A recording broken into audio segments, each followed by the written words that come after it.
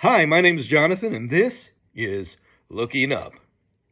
We've been talking this week about a giant of a man 9 feet tall from the Philistine army who lived many thousand years ago, and he was coming up with his army in battle array against the Israelite army in their battle array. And Goliath, being one man, would come out to the middle of the battlefield and challenge one man from this side and to come out and face him, but they all ran away. So it's just one man laughing at them and saying, "You can't fight me, but if you do and beat me, we'll serve you." So the story goes that a youth came up and was asking what was going on, and he started saying, "Who said that this guy had to dictate the rules of the engagement?" Well, as he began to talk, the other people there were saying, "Well, we can't beat him man on man. And that's the only training we have is man-to-man combat. We don't have, missiles and things like that. No rifles or anything. It's 2,000, 3,000, 4,000 years ago.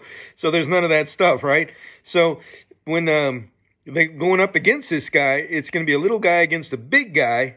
And the big guy, hand-to-hand, going to devour and defeat all the time. Because this man's trained, and no matter how well trained you are, if someone this big is well covered and armored, you're not going to beat him. You're just not.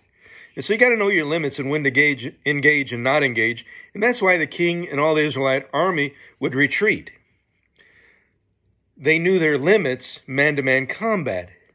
But what I don't understand is why they didn't all just charge him. The whole army led by the king and say, "We're going to defeat him on our terms," right? Our limits aren't what he says. This big guy doesn't get to tell our whole army that we only get to send one guy. We're going to defeat you and everybody else over there so we can keep going forward with our lives and not be in fear or subjection to you. Well, we don't think of it like that. And so they're trying to put their limits of one guy on one guy onto themselves and saying we can't do that. But their strength isn't one-on-one. Their strength is the army. And it's God's army. So they can go against one guy as an army, but they're not thinking like that. So they're limiting themselves by what they think. Today I challenge you to look at what you say you can't do and see if you're trying to handle it alone or if you're using the whole army to go up against one problem that might be bigger than you alone. Think about that, because confidence will carry the day in many situations. We'll talk about that tomorrow in something called Wrong Answers Are Everywhere. But for now, today, know your limits, but also know that you have resources that you need to use. So you're not limited to what's inside. You have everything around you. All right, I'll see you tomorrow.